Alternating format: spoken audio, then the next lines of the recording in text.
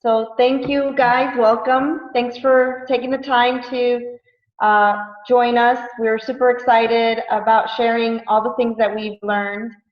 This is lesson 2, week 2, and I want to just repeat a couple things of that Donnie had said in lesson 1. It's not intended to be a lecture, so we'd like the interaction, and like Donnie said, if you'll type in your questions in chat, we will definitely get to them. We're going to be going through Dr. A's Habits of Health book and the Living a Longer, Healthier Life workbook. There is a study guide with this program, so if you would like a copy of the study guide, you can get it from the person that invited you to this event.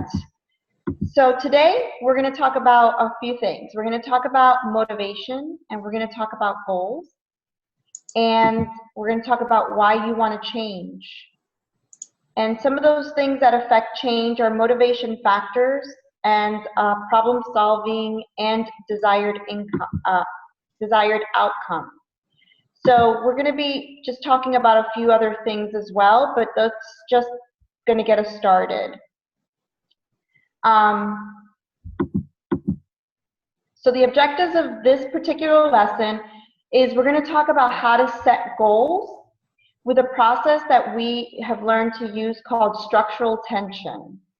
And it's a pretty interesting process that really works, and I'll tell you why it works.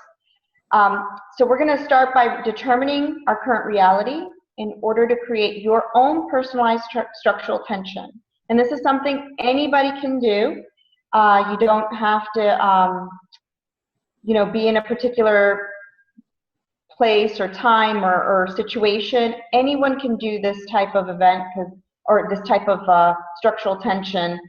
It's very simple to do, and we're going to talk about that today. So I want to ask whoever wants to unmute themselves and help me out with this.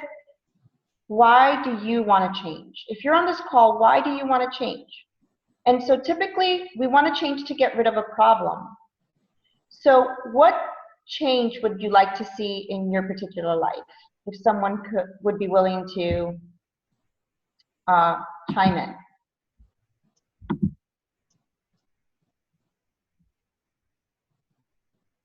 Anyone?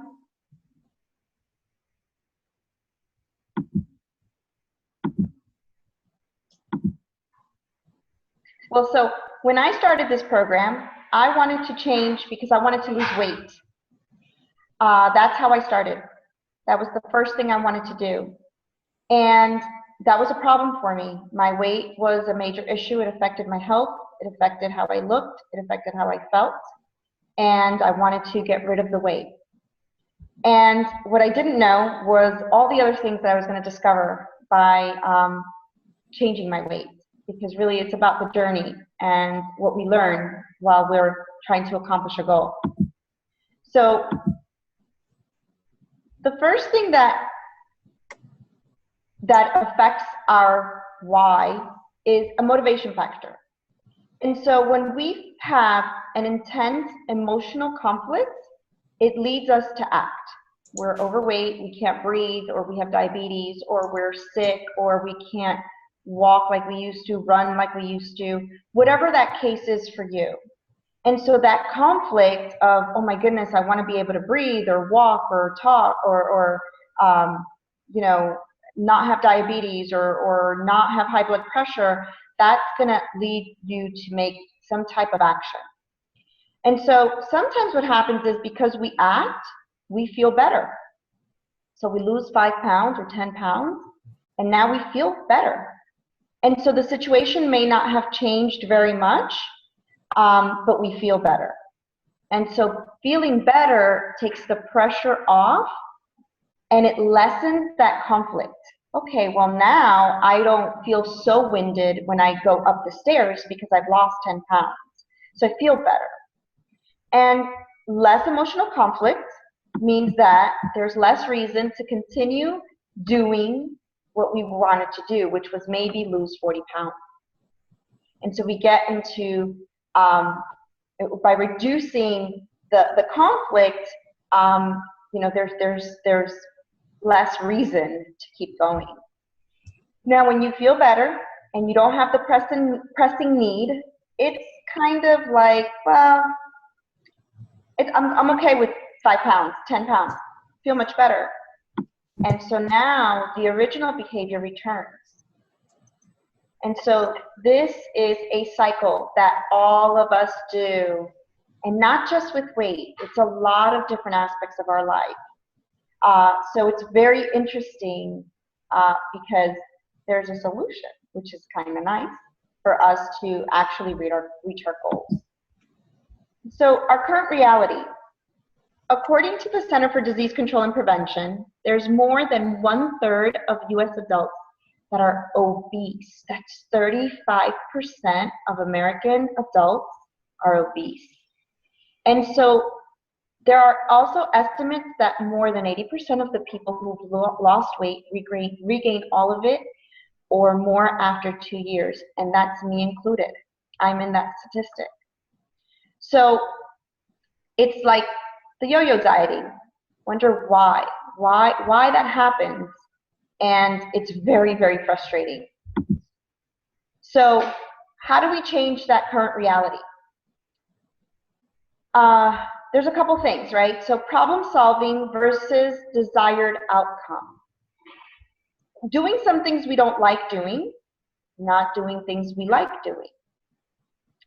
Dr. A, in his Habits of Health book, he suggests motivating yourself by focusing on what you want and not what you don't want. Kind of like that positive thinking. Let's focus on what we want to accomplish rather than what we don't want to.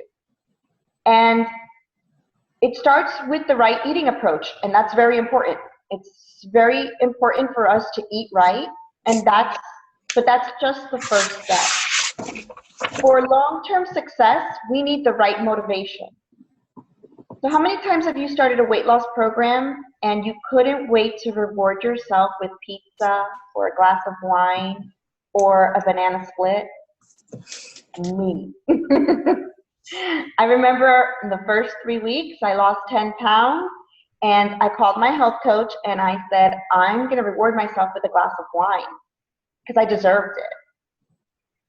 Well, she reminded me why I started this program, and it didn't make sense. It was kind of like, oh my gosh, yeah, I know, but I want my glass of wine. I just wanted that, but it wasn't in line with the things that I really wanted, which was optimal health. And we all battle this thing. We always battle this thing. It's very usual. It's very common. And so what's working against us? We want optimal health, but we want the banana split. And so those two desires they're mutually exclusive. You cannot have both. You have to make a choice. But how do we do that? So the overall principle is when you make the choice that supports your most important desire, you get what you want. So we cannot have optimal health and a banana split and expect to be optimally healthy. If we have the banana split and we always have the banana split, we're always going to have the results that we've always had. And so what happens is we have that emotional conflict. So we have 3 types of choices. We have primary choice, secondary choice, and a fundamental choice. And so primary choice is a major choice, something we want more than anything else. And in this case, let's say that we want optimal health. And when we think in terms of optimal health versus the banana split, the question is which is more important?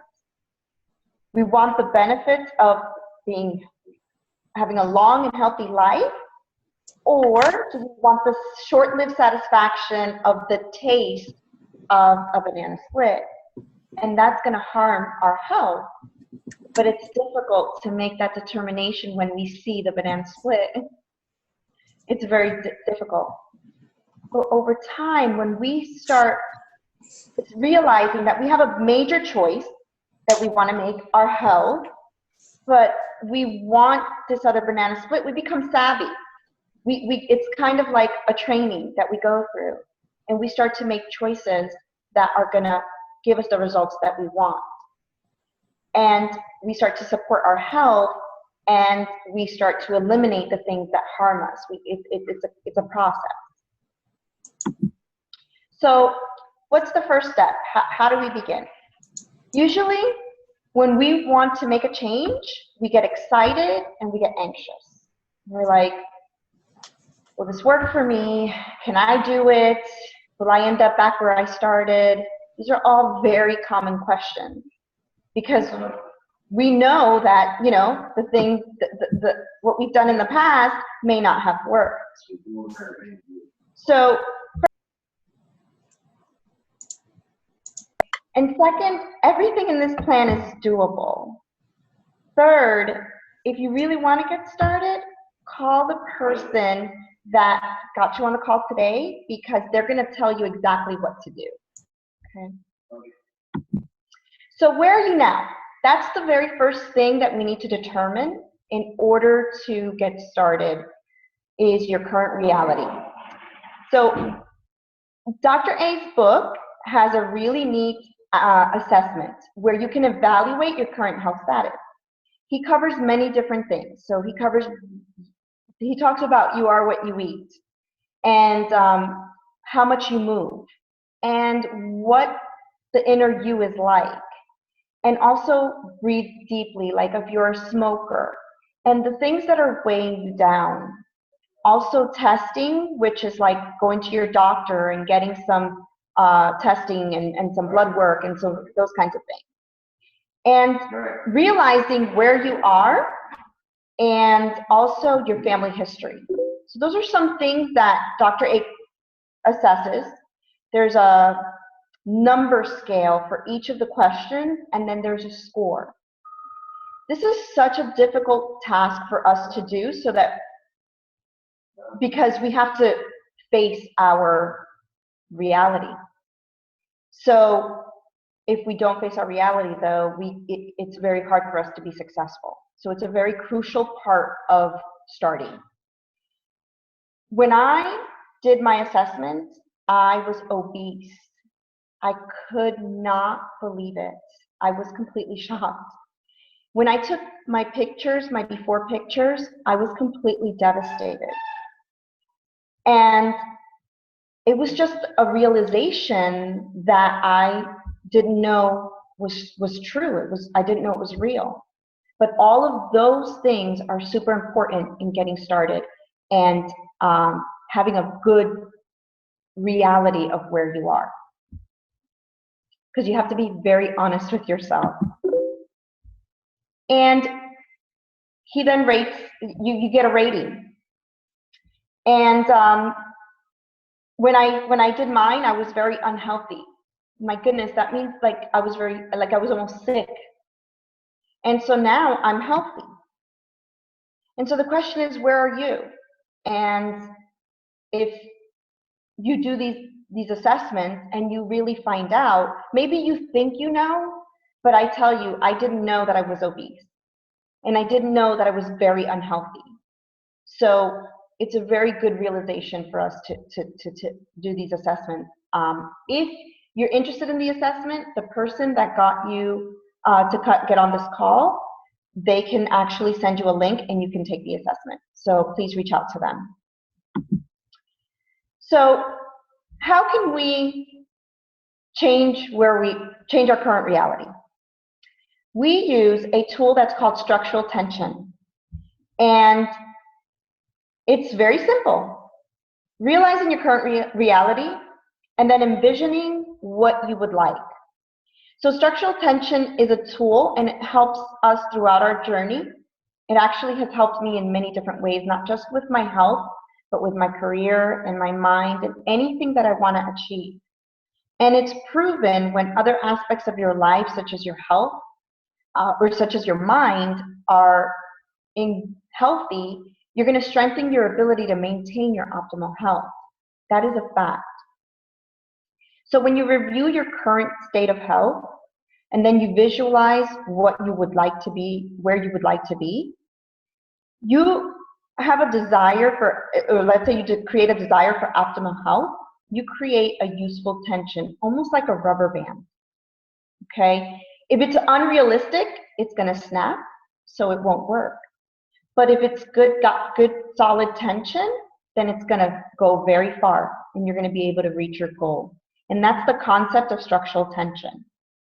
You get that useful tension within you, and that makes you more likely to take action. And these are things that you do in writing. You actually write your current reality, and then you write where you would like to be, and in the center you list the steps that you're going to take in order to accomplish your desire, your goal, or whatever it is that you envision. So for example, I want to lose 10, right now I am 150 pounds, and I want to be 140 pounds within 30 days. You list the things that you want to do in order to accomplish your 10-pound loss. So how do you set your goals, right? Because it's very important to set what we call a SMART goal. So a SMART goal has to be specific, and it has to be measurable, and it has to be achievable, and it has to be realistic, and time must be associated with it. So let's talk about how your goal can be specific and clear. You shouldn't set a goal to just lose weight or get healthy, because you probably think about doing that all the time. So it's a little bit more achievable if you start with a number, something that that's specific. Or like an activity. Maybe you want to go up the stairs without running out of breath. Or maybe a clothing size. Maybe you want to be a size 4 or a size 6. Or a size 34 for men in pants. And then you want to make the goal easy to measure. So instead of saying you want more energy, again, you want to say I want to run up a flight of stairs without being short of breath. And it needs to be reasonable. So if you're overwhelmed by your goal, you're not going to stick to it because you're going to feel like you can't achieve it. But if you feel like you can achieve it, then you'll be excited about working towards that goal. And then don't put too much pressure on yourself. If your goal is to never have a dessert, then that's just not realistic. I mean, you're going to have a dessert. And so if you have the dessert, then you're going to feel like you're rebelling. But you're not. You're just a human being. So instead of setting something like, I'm never going to have a dessert, maybe you'll skip your dessert while you're just in weight loss. And then that could be that could be a little bit more achievable. And then also set a time for accomplishing your goal. Make a timeline of what you want to do by when. Like start July 1st, lose 10 pounds by July 31st. So when they're realistic and they have a time frame, you're going to have more opportunity to reach your goal. And one of the biggest reasons why people reach goals is your why. Why? Why do you want to do this? You know, is it because you want to feel better about yourself? Is it because you want to climb a mountain? Is it because you want to enjoy a long life with your family? There's Donnie with her kids and her beautiful husband, and they're enjoying their life with their family. So you have to find out what your why is. Everybody's why is different.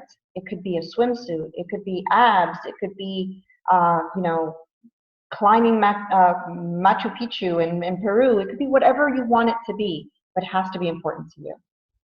And so write down why you want to reach these goals and use pictures. They're very helpful if you can visualize it, if you can see what it will look like for you reaching these goals. Maybe it's something that you've always dreamed of doing, but you can't because of your current state. And so if you use the pictures, you're going to be able to visualize it better. One of the things Dr. A recommends that I know a lot of us do, especially me, is a dream board. And so here I put a couple of examples of some dream boards, but it's an exercise, and you make a story. You cut out pictures from like fitness magazines and travel and any other type of magazines that are interesting to you, and you use them to create your story of the things that you would like to accomplish. So it could be 1 year down the road, 3 years down the road, 5 years down the road, and then you can make a separate one for each of the different goals in your life. So it could be for your health goals, it could be for your financial goals, for whatever goals you want. You pick it, but it works if you do this to visualize what it looks like for you to reach these goals. I actually have my children do this, and my family, you know, and I encourage my boyfriend to do it, and I've talked to my parents about doing it, and it's really good because it kind of opens up the door for dreaming and allowing yourself to dream and allowing yourself to believe that you're going to reach your dream. And so this is an exercise that we actually use, and it is very, very effective. And so in summary, we talked about what is your motivation, and have you made a choice as to what is important to you? Because when you make that choice, you're going to have your primary choice, and then your secondary choices, they're going to affect that primary choice. You want to be healthy, optimally healthy, you're going to make better choices. And to start, you have to know where you are right now. Where are you? And assess yourself. And like I said, if you want to do the Habits of Health assessment, reach out to one of us, or the person that asked you to get on this call, and we'll send you the link so you can take the assessment yourself. Then you want to create your structural tension. And how do we do that? We put our current reality, being honest with ourselves, put our desires up above that, and in the center, we're going to list all of the actions that we want to take in order to achieve our desires or goals or our vision. And remember your SMART goals. They have to be specific. They have to be measurable. They have to be achievable.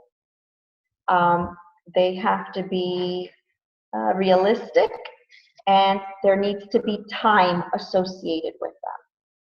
So when you're listing your action steps in the center, make sure that they match all of these requirements. And the final thing is why. Why do you want these goals? And there's a saying by Walt Disney that I love, that he says, if you can dream it, you can achieve it. And that's what this program has taught me, is that I actually have gone beyond what I could imagine. And so it's very true. I actually didn't even know that I could dream what I'm living. But as you get to your certain goals, as you reach them, your goals will change. And you'll be able to realize that, my goodness, I can have bigger goals because I was able to achieve this one. And you go and you move forward. And it's very exciting. So does anybody have any questions? Well, what I was going to say, Patricia, while everybody is thinking about their questions and maybe unmuting themselves, I wanted to thank you, of course, for your presentation, and a couple things that really kind of called out to me. One thing was that you mentioned that we should really focus on what we want and not really what we don't want. And a lot of times people, will say, I don't want my knees to hurt anymore. I don't want to have to take blood pressure medication anymore. I don't want to feel short of breath when I go up the stairs. So it's so easy for us to focus in on what we don't want that we don't even know what we want. So we don't want our knees to hurt. Why? Because we want to walk a mile? Because we want to run a 5K? Because we want to enjoy the playground with our kids? We want to play soccer with our kids? So those are the things that we want, and not really what we don't, shifting the focus away from what we don't want. It kind of pulls us away. And I don't know very much about dog races. I don't know very much about that. But what I do know is that from watching cartoons, it's usually there's like a little rabbit going up ahead, and the dogs are chasing the rabbit. And so I think there must be some kind of psychology behind that the dogs run faster or something when they're chasing after something that they want versus running away from something they don't want. And so that increases our motivation. That's just the way I kind of look at it. So I love that you brought that out. The other thing that really kind of caught my attention was the way you talked about choices. And a lot of times when people think of changing their life, or in terms of going on a diet, they think about the things they have to give up, that they're giving up their choice, right? And in reality, when we're trying to change our habits, we're actually regaining our choice again, because our bad habits and our cravings and things like that, they deprive us of our choice, right? Because they kind of control us. And so what we want to do is we want to remind ourselves that we do have a choice in face of our cravings, in face of our habits that kind of make us feel like it's wrong or something's wrong. We do have a choice. And so I love that. And that is the difference between going on a diet and really thinking things through and making these changes that will become permanent. And so thank you for bringing that up. And then the other thing that I really enjoyed was the whole idea of structural tension and the concept that when we compare where we are now to where we want to be, and so what we're really doing is we're giving ourselves a real concrete view of where we are now, and then a real concrete view, and you outline the steps of creating that concrete view, making it specific and measurable and achievable, okay? Once we have those two and we compare them side by side, that tension, that difference that there is between, you're like, man, I want to be over there. I want to go over here. And so that desire, that tension pushes us to do whatever it is that we need to do, whatever that is, even if it's giving up the banana split that you talked about, right? So, hey, I'm willing to give up the banana split because it's so much more important to me to be able to play soccer with my kids in the backyard, right? And so that's what structural tension does. It creates a framework. It creates a structure so that we can visualize, so that it's not just this pie in the sky dream, man, I really wish that I could play in the backyard with my kids, you know? No, it becomes real, because I'm looking at the fact that, you know what, right now my knees hurt. Right now I feel short of breath. Right now I can't even get from the front door to the to the front yard, and I want to run around with my kids. And so I really want to run around with my kids. And that's the power also of vision boards, of making it visible for ourselves, of what we want to be doing, so that that desire for what we want, it's what we want, not what's imposed on us, that allows us to say, I'm going to do whatever it takes because it's that important to me. So thank you so much for bringing up all those points. So, you know, I just kind of was filling up space here while people were unmuting themselves or thinking about questions that they'd like to ask. But does anybody have any comments they'd like to make?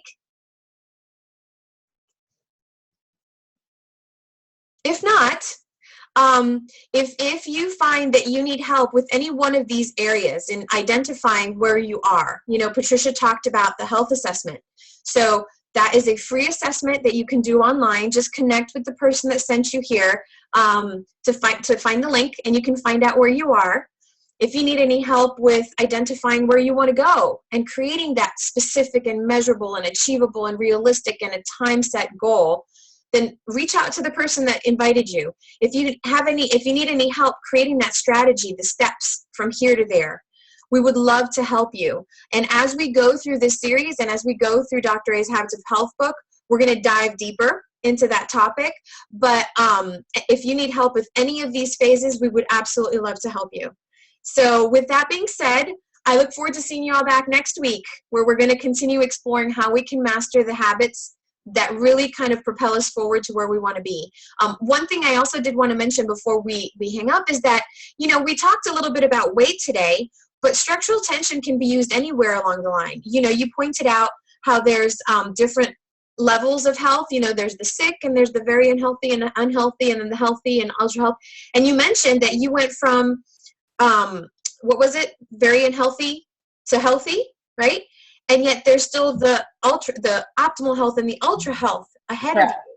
And so even if you're in the healthy range, there's always something that we can work towards. Somebody that's in the optimal health, they can be running marathons. They can still move towards something more. They can say, you know what, I want to increase my speed. I want to do 10 marathons this year. You know, so there's always something that we can work towards. And as long as we're moving forward, we're not moving backwards. So no matter which part of the continuum you lie, we can use structural tension to keep us moving forward and never backwards. So with that being said, guys, I hope you have a wonderful evening, and I'll see you back next week at 9 o'clock for the next session of the Habits of Health Club. Have a good night. Thanks.